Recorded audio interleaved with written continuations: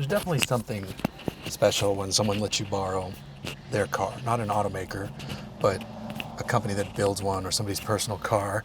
Today's one of those days.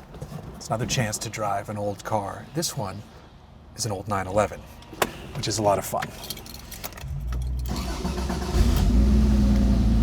Especially when it works, and it works well, as is the case here.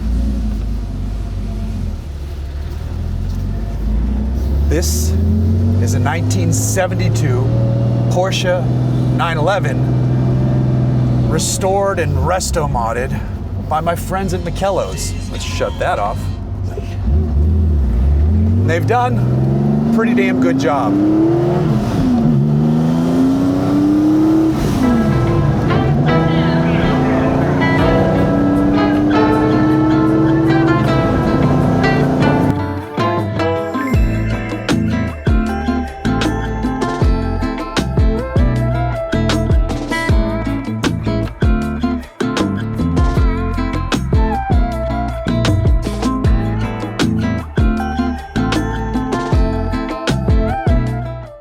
So 1972 is a special year for Porsche nerds.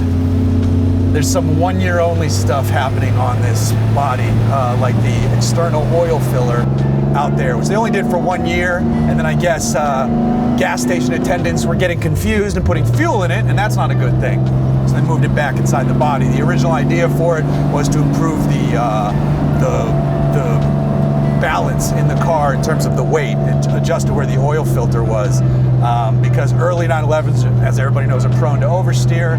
That helped a lot, but then they had to move it back out, and then it wasn't fixed again until the 964 generation car. But I digress. That's just a cool touch that signifies this as a 72. What Makello's has done is try to turn this into like their version of a hot-rodded ST.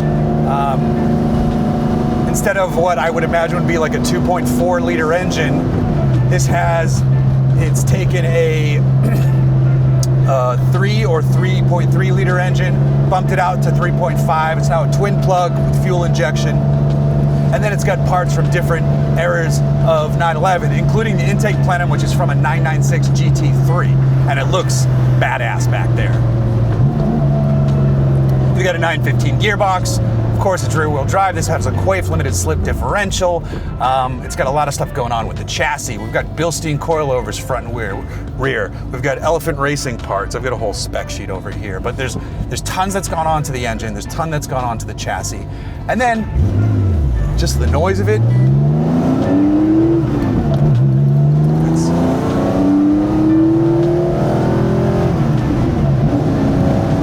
They have red lines set at 7,000 on this, and it's fun to bring it up close to that. I don't want to push too hard because, again, it's not my car. They haven't dynoed it yet, but they're estimating around 300 horsepower, which honestly is just like a great number for a vehicle like this. Making sure this dude doesn't try to cut me off. The handling, you feel everything in the road with your hands here, but that's great. That's what you want. It's the 911. It's light on the nose. The steering weight is very appropriate. The brakes feel good. The gearbox is a little tight because it's fresh, and I wish the second and fourth gear gate was a little bit better defined. But once you get used to the car, it's not an issue at all. But I want to back up and talk about the style of this thing. So this paint is a color called Smyrna Green, which is apparently a color borrowed from a 356. So it is a Porsche color, and it looks fantastic. It's got mini light wheels with big, fat, vintage-looking Michelin tires, which the stance of this is excellent. Then the fenders are popped out a little bit, and they're steel fenders. You got aluminum bumpers. Overall, the whole look of this car is wonderful. I wouldn't mind a duck lid out back, but even without it, it looks great. The blacked out badges. And then they've gone for like a Singer knockoff look with where the fuel filler is located up front in the hood, through the hood. But underneath that, there's actually a 100 liter rally fuel tank, which is amazing. Like you can see right into the tank as you're filling it up. You're like, I don't know how much I should put into this thing. Gauges, you got your 5 gauges in front of you. This is a 10,000 RPM graphic on this tack here with the Makello's logo, which looks pretty sweet. And then the color of the tack kind of mimics the paint on the outside, which is a nice touch.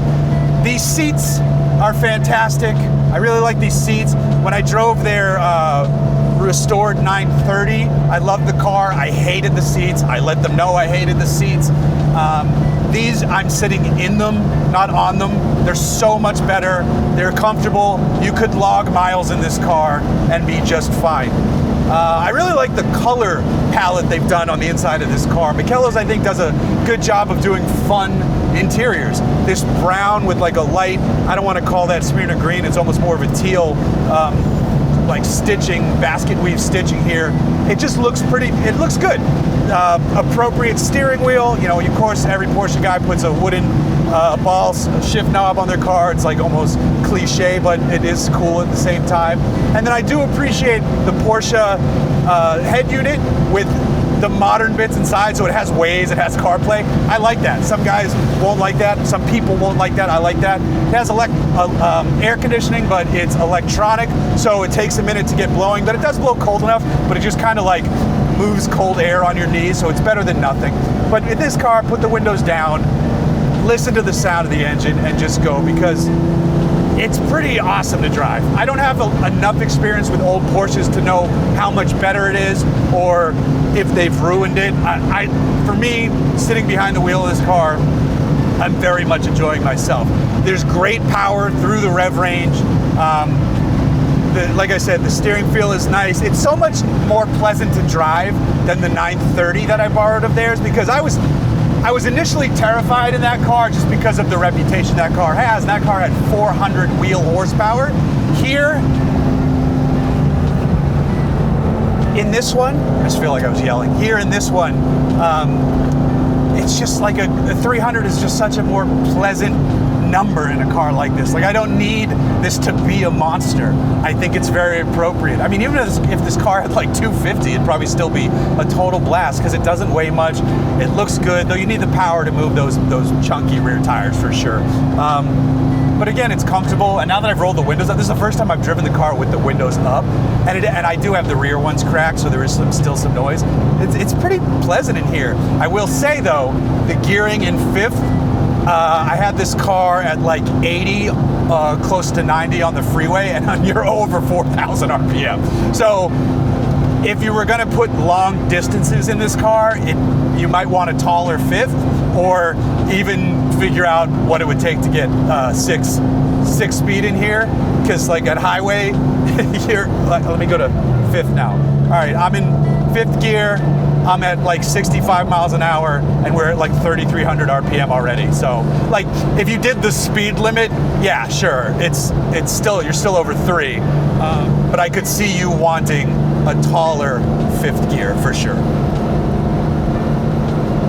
Overall, this is an absolutely wonderful driving experience. Any car I've driven from Makello's, I've really enjoyed my time with the car behind the wheel.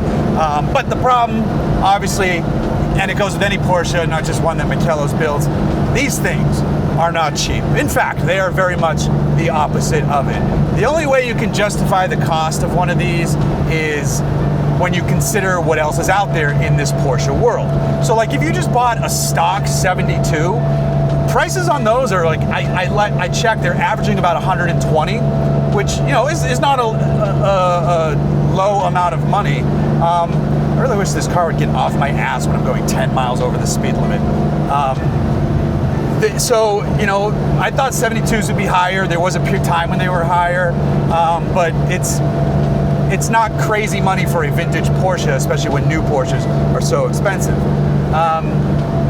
The ask on this is a couple $100,000. I'm not going to say the number because I'll let Makello's deal with that if they send it to auction, or but it is well under, like, it's less than half of what it would cost to get into a Singer. And I understand a Singer is a very different animal in terms of the complexity and what goes into those builds.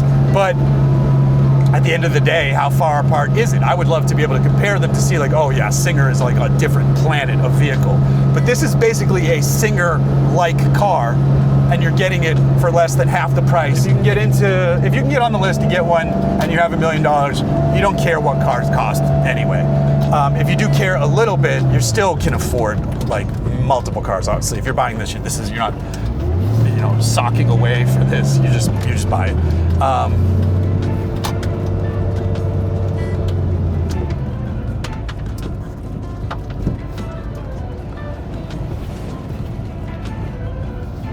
So let me sum up here. I'm going to pull over, and I'm also going to read the build sheet so I can get that correct. All right, stop here for a minute. So the car looks fantastic. It feels fantastic on the inside. It sounds great. It's definitely an attention getter on the outside. It's extremely expensive, but it's a vintage Porsche, and it's one that's built really well. So it's a Carrera 3.2 engine, bored to 3.5 liters. It's got a 964 crankshaft, 996 GT3 bearings and oil pump, Creo forged rods, Moly pistons, 993 head studs, a nice 48 millimeter throttle bodies. It's got Motec, which is pretty awesome. The Quaife, stainless headers, sport muffler. It revs really nicely. It's really easy to rev match this thing. I don't know what flywheel they got on it, but it feels great. The suspension is completely redone. The body's upgraded. It's got that Porsche Classic radio. I would change the headlights. Makello's likes using those headlights. I hate those headlights. I would just go for a regular old school looking headlight, and that's such an easy fix. It's probably 2 or 3 bolts and you have regular ass looking headlights. I do like the driving lights. I'm a fan of the driving lights. I do like the Singer style fuel filler in the middle, and it's all cleared, brought up there too, so the fuel hose is hanging over it. It's fine. I love this interior. I'm a big fan of this funky interior. It's making me want to do stuff to my Montero. Obviously, I would go 90s vibes, and it wouldn't be as nice on the inside, like the cheapest way I could possibly do it. But this car rips. Everything I've driven from Makello's, I'm a big fan of. This one is no exception. Whoever winds up buying this one, reach out to Makello's if you're interested and you have shitloads of money. Whoever winds up buying this one, you have a fantastic car. Congratulations on your success in life and all that stuff.